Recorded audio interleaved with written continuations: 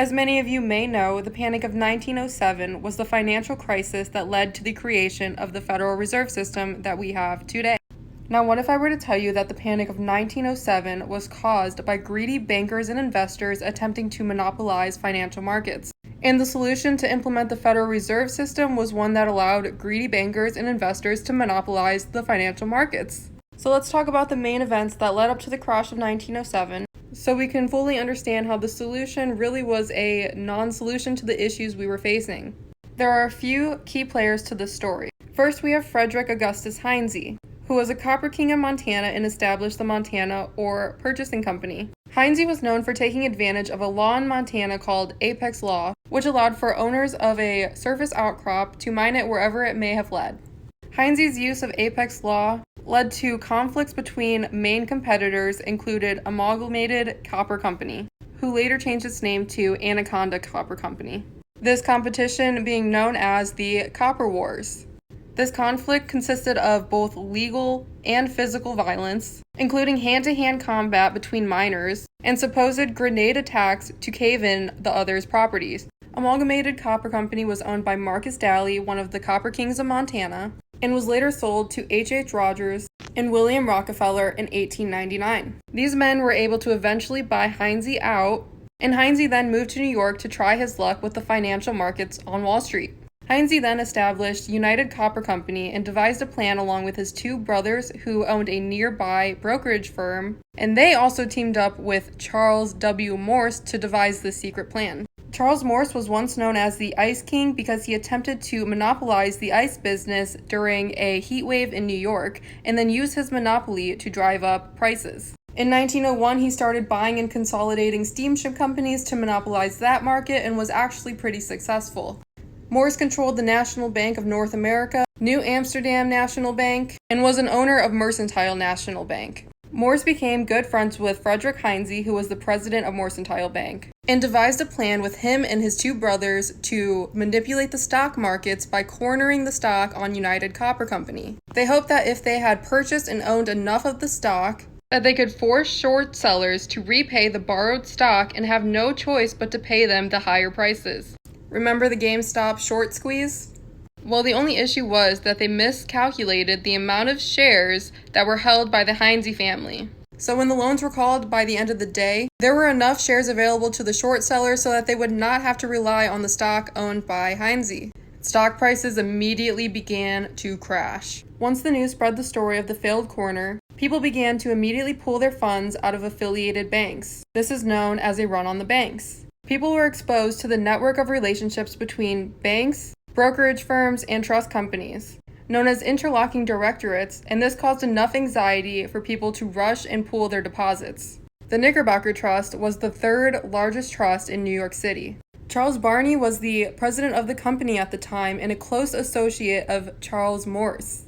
When his relationship to Heinze and Morse was exposed, there was a run on the Knickerbocker Trust. Had this not happened, the panic may not have escalated, and major banks may not have been at risk of failure. The failure of this trust caused significant panic amongst the financial system. The National Bank of Commerce requested a loan from the New York Clearinghouse on behalf of the Knickerbocker Trust and was denied. The company was denied because it was not a member institution, and most trust companies in New York weren't. Charles Barney then asked J.P. Morgan for a loan and again was denied. Then the National Bank of Commerce announced that it was not going to act as the trust clearing agent any longer. Charles Barney was forced to resign and killed himself just weeks later by shooting himself in the abdomen. Kind of a slow and painful way to kill yourself. And he ended up dying during surgery on the wound. Heinze was also forced to resign from all of his banking interests and was indicted for his role in the corner of the stock on United Copper Company.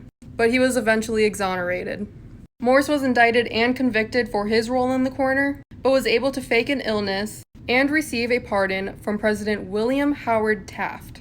The entire duration of the panic only lasted for a couple weeks. So what was the solution that finally ended the crash? J.P. Morgan, an American financier and banker, held meetings with some of the most prominent financial figures and convinced many of them, including J.D. Rockefeller, to pull some funds together and replenish the reserves and end the run on the banks. This, of course, came at a huge advantage for JP Morgan and other investors who were involved because they charged massive interest rates on the money they loaned out, ultimately gaining massive wealth from this panic. The questionable outcome of wealthy bankers obtaining so much wealth during a financial crisis raised eyebrows. This led to Congressman Arsène Pujol's Money Trust investigation and subcommittee on banking and currency report.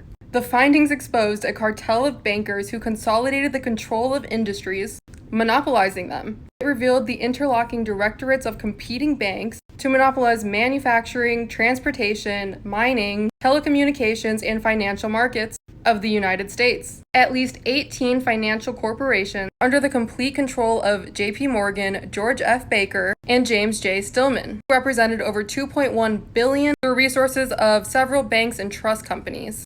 So the report found that these men had basically monopolized our stock market. The committee found that over 341 officers of JP Morgan sat on the board of directors of 112 corporations, representing control of over 4/5 the value of every corporation on the New York Stock Exchange. So what was the result of the committee's findings? Well, there's no evidence that anybody was actually held accountable over these findings.